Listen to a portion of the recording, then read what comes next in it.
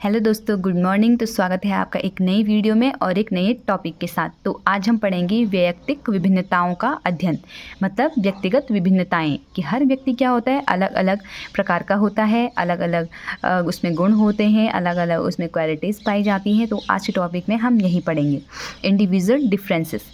वैयक्तिक विभिन्नताओं का अध्ययन सर्वप्रथम किसने किया था? गाल्टन ने किया था। आप इस टॉपिक को नोट करें कि गाल्टन ने क्या किया था, व्यक्तिगत विभिन्नताओं का अध्ययन सर्वप्रथम किया था। संपूर्ण जगत में कोई दो व्यक्ति पूर्णतया एक जैसे नहीं हो सकते, उनमें कुछ न कुछ विभिन्नता अवश्य होगी। अगर जुड़वा बच्चे हैं तो उनमें क्या है, शकल सूरत एक जैसी हो सकती है, लेकिन उनके विचार, उनके शारीरिक, मानसिक और संवेगात्मक विकास क्या हो सकता है, विभिन्न हो सकता है। इस प्रकार की विभिन्नता मनुष्य में ही नहीं अपितु जीव जंतुओं में भी पाई जाती है। इस प्रकार की विभिन्नताएं क्या होती हैं? व्यक्तिगत विभिन्नताएं कहलाती हैं। आपने देखा होगा, अगर दो जुड़वा बच्चे हैं, शक्ल उनकी ज़रूर मिलती होगी, लेकिन रहन सहन, खान पान अलग अलग तरीके से होता है। इसलिए हम ऐसा नहीं कह सकते कि ये व्यक्ति क्या है, सेम ऐसा ही है। जब जुड़वा बच्चे एक जैसे नहीं है तो हम नॉर्मल कैसे एक जैसे हो सकते हैं? ये सिर्फ हम मानव में ही नहीं, ये क्या होता है, एनिमल्स में भी पाया जाता है। जानवर भी क्या होते हैं, अलग अलग प्रकार के होते हैं। ठीक है, आगे बढ़ते हैं। स्किनर ने कहा है कि वैयक्तिक भिन्नताओं ने हमारा तात्पर्य है कि व्यक्ति के उन सभी पहलुओं से है जिनका मापन एक मूल्यांकन किया जा सकता है। हम क्या कर सकते हैं, वैयक्तिक विभिन्नता से हमारा तात्पर्य क्या है, व्यक्ति के उन सभी पहलुओं से जिनका मापन और मूल्यांकन किया जा सकता है। स्किनर ने कहा कि ऐसी विभिन्नताएं जिनका हम क्या कर सकते हैं, माप भी सकते हैं और उनका मूल्यांकन भी कर सकते हैं। हम उनमें देख सकते हैं कि ये किस मात्रा में है, कैसा है, किस तरीके से बढ़ रहा है, या किस तरीके से ये आगे होगा, या इसका विकास क्या है, किस प्रकार से हो रहा है। इसलिए हमें क्या है, ऐसा मूल्यांकन करना है। विभिन्नता ऐसी होनी चाहिए। ऐसी विभिन्नताओं से तात्पर्य है कि जो अलग अलग दिखे, कि इसमें इतनी मात्रा है और इस व्यक्ति में इतनी मात्रा में है, जिसका क्या हो सके, मूल्यांकन भी हो सके और मापन भी हो सके। ठीक है, आगे बढ़ते हैं। तो दुनिया में जो प्रजाति होती हैं, सब प्रजाति क्या होती है, समान नहीं होती है। ठीक है, उदाहरण के लिए हम देख सकते हैं कि दो बंदर भी एक जैसे नहीं दिखते, उनमें भी किसी न किसी प्रकार की विभिन्नताएं अवश्य पाई जाती हैं। ठीक है, तो अगर हम एक टीचर हैं या एक हम साधारण से इंसान भी हैं, तो हमने क्या करना है, जो व्यक्तिगत विभिन्नताएं होती हैं उनकी क्या करनी है, हमें रिस्पेक्ट करनी है। कभी भी उनमें, किसी भी व्यक्ति में अगर अलग अलग गुण हैं या उसमें अलग आदतें हैं, उनमें हमें हंसना नहीं है, कुछ नहीं करना है। उनकी क्या करना है, respect individual difference and don't laugh and others. व्यक्तिगत हमें सदैव सम्मान करना है, उनकी रिस्पेक्ट करनी है। चाहे वो व्यक्ति, जहाँ ज़रूरी नहीं है कि हम ऐसे हैं तो सामने वाला भी सेम ऐसे ही होगा, अलग अलग हो सकते हैं, अलग अलग प्रकार का हो सकता है, उसमें अलग गुण हो सकते हैं। ठीक है, व्यक्तिगत विभिन्नताओं का आधार क्या है? बुद्धि, रुचि, मूल्य, अभिक्षमता और व्यक्तिगत, मतलब इन सब चीज़ों से क्या होता है, एक व्यक्ति दूसरे व्यक्ति से अलग होता है।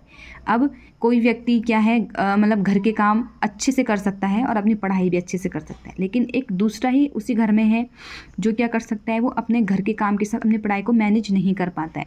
तो यही फ़र्क है और यही क्या है, विभिन्नताओं का आधार है। उसकी रुचि, अगर कोई एक व्यक्ति है वो अपने घर के काम में भी रुचि करता है और पढ़ाई में भी करता है, लेकिन एक व्यक्ति दूसरा है जिसको सिर्फ पढ़ाई करनी है, उसे घर के काम में कोई इंटरेस्ट नहीं है। तो इसी पे आप देख सकते हैं कि दोनों व्यक्ति क्या हैं, अलग अलग हैं, अलग अलग सोचते हैं, उनका काम करने का तरीका अलग अलग है। ठीक है, आगे चलते हैं।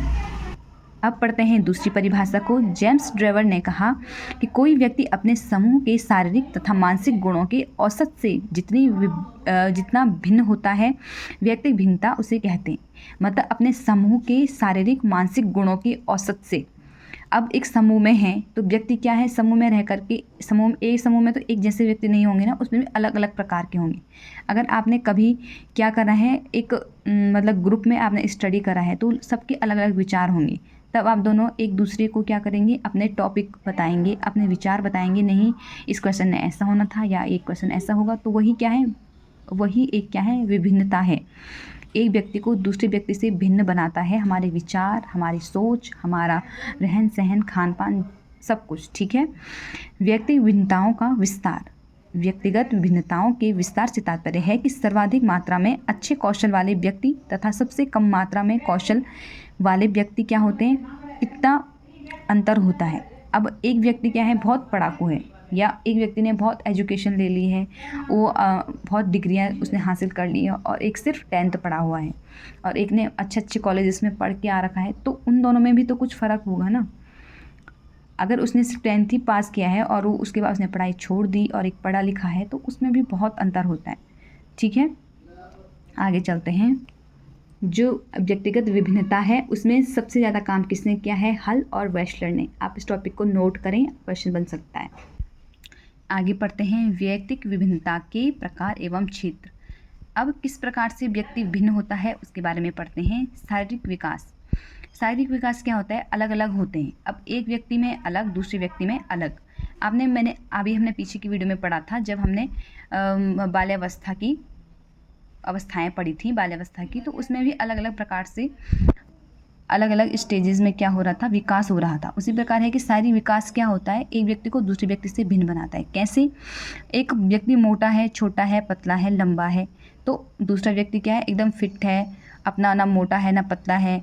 और दूसरा व्यक्ति क्या है? एक व्यक्ति विकलांग है। अब 3-4 व्यक्ति ऐसे हमें मिल गए, तो सारे बच्चे को अगर हम देखेंगे तो अलग अलग प्रकार के होंगे ना। एक व्यक्ति विकलांग है, एक व्यक्ति बहुत मोटा है, एक पतला है, तो ये सब क्या है? अलग अलग, एक जैसे तो है नहीं, दोनों के दोनों मोटे भी नहीं है, पतले भी नहीं है। तो आप इसको आसानी से समझ सकते हैं कि अलग अलग होते हैं, हर व्यक्ति एक जैसा नहीं होता है। ठीक है। मानसिक विकास। अब एक मानसिक विकास में क्या होता है? हमारी बुद्धि से है। अब एक प्रतिभाशाली व्यक्ति है, ठीक है, उसका जो IQ लेवल है वो 120 होता है। अगर मंद बुद्धि वाला बालक है तो उसका IQ 90 से कम होता है। मतलब उसकी बुद्धि, सोचने की क्षमता क्या है? अधिक है, जो प्रभावशाली बच्चा है। और जो मंद बुद्धि का है उसकी क्या है? 90 से कम है, वो कम सोच पाता है या धीरे धीरे सीख पाता है। ठीक है। संवेगात्मक विकास। अब संवेगिक क्या है?